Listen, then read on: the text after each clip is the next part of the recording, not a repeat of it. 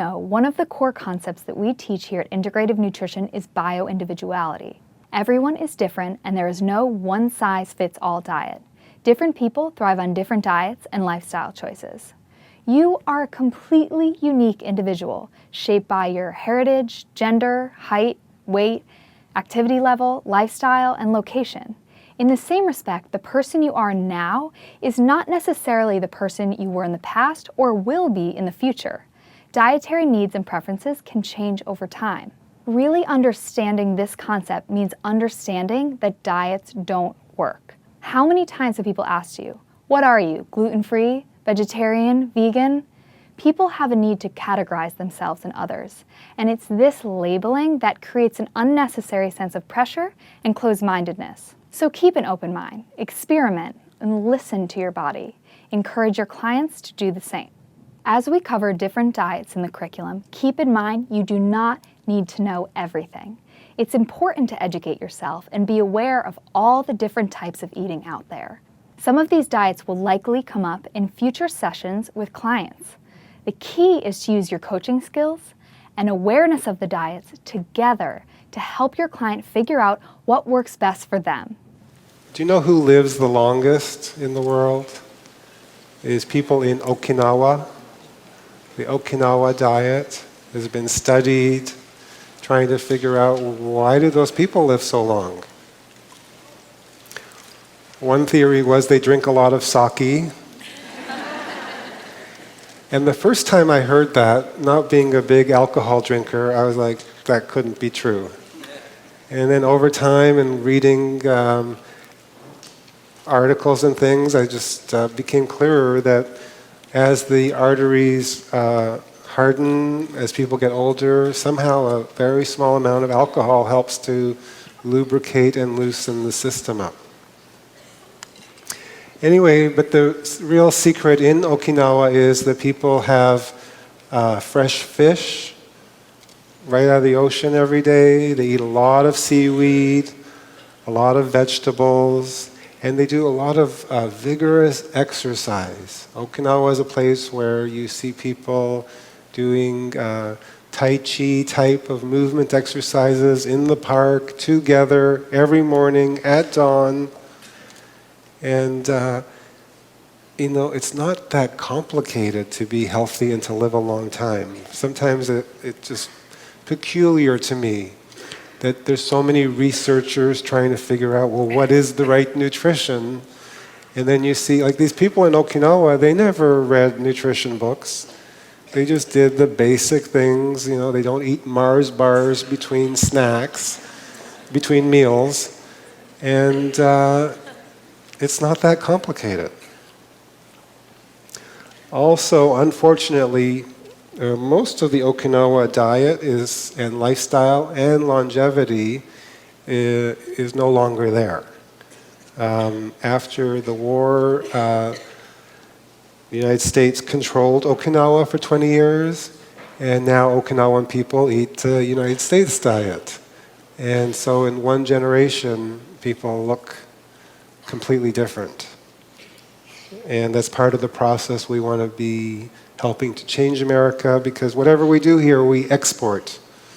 And if we could be exporting holistic way of living, the whole world would be a totally different place.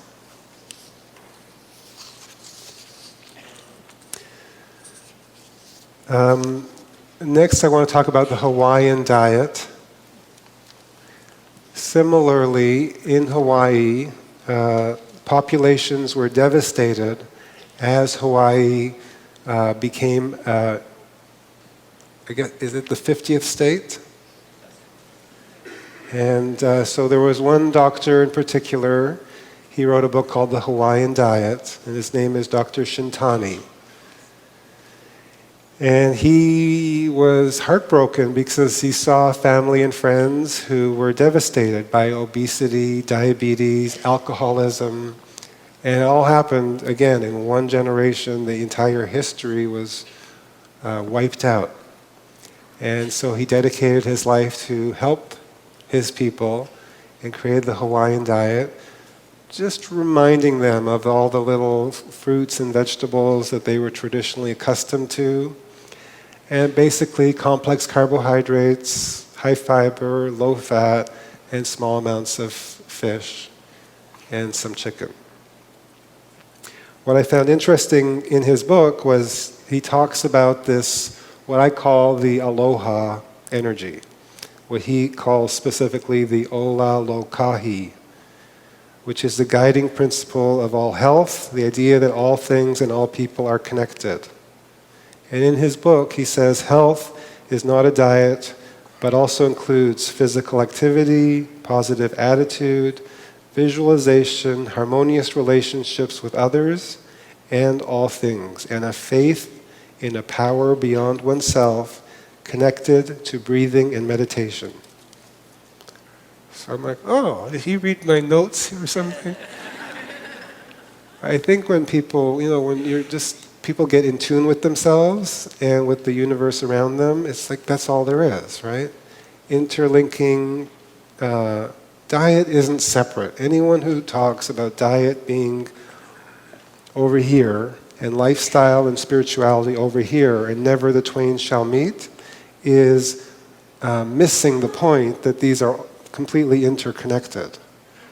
And the more that we do that and share that perspective with other people, the quicker what I call the mainstream nutrition can stop doing to nutrition what they do to medicine, which is to separate and divide and have it be a specialty. Because it's all holistic means it's all interwoven together. Also, these concepts about Okinawa and Hawaii are things that you can apply for yourself. What basically they did was they cared about their community, saw the devastation that occurred, and went in and did their best to fix it. And you have your community, whether it's a community of men or community of women, whether it's based on your religion or your culture. Healing starts in the home. For me, part of that was to go back to my parents and help them be well, help my brother's family be well. And there's not a whole lot of point in helping the whole world while your inner circle is not well. Sometimes they're not open. If they're not open, we need to respect that. But we can continue to try, starting at the core with family, with friends, extended family, local community, local area, like that. So I encourage you to think for yourself, who would that be for you? And I also want you to know that it's the most rewarding thing in the world. It's rewarding to heal a client who you never met before and you will probably never meet in the future. But it's so much more rewarding. Like I see with my parents, they both had 4 or 5 brothers and sisters, but they're the ones, they will live to bury all their siblings because they're so much healthier. So your constitution is basically your genetics, what you are given. But then your condition changes every day, depending on what you eat, depending on how you treat yourself.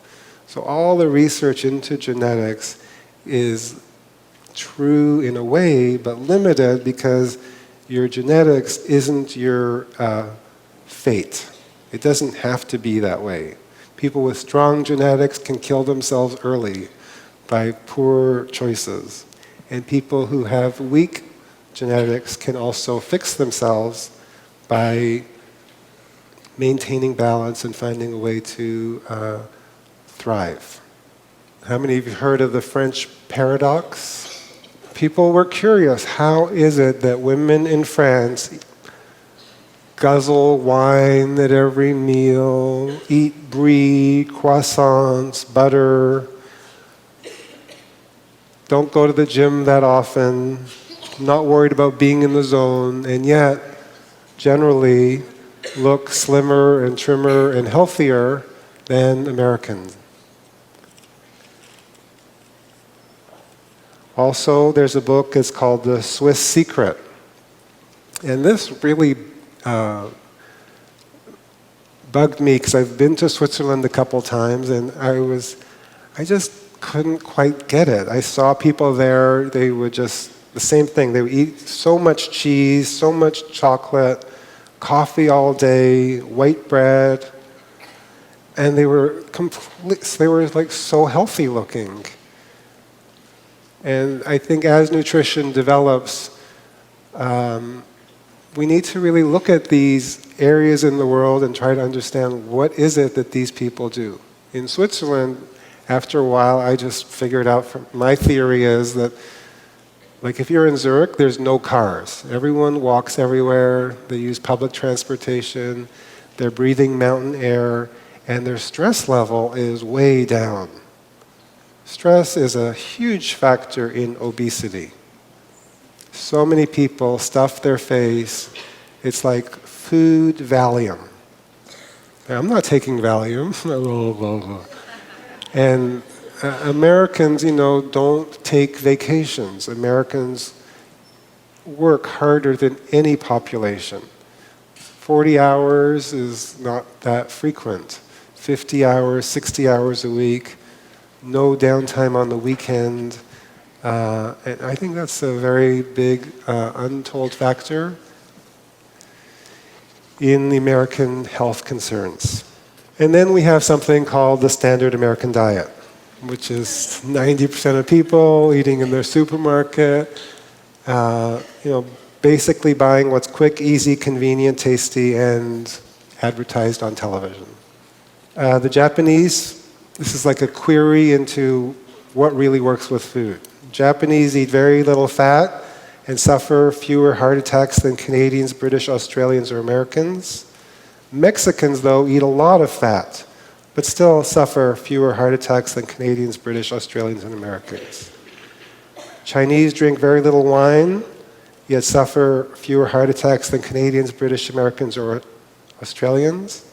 Italians drink excessive amounts of red wine, but still suffer fewer heart attacks than Canadians, British, Australians, and Americans.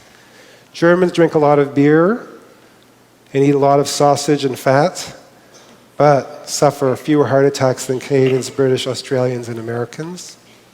Ukrainians drink a lot of vodka, eat a lot of pierogies and cabbage rolls, yet suffer fewer heart attacks than Canadians, British, Australians, and Americans. So the conclusion is, basically, you can eat and drink whatever you want. Apparently, speaking English is what kills you.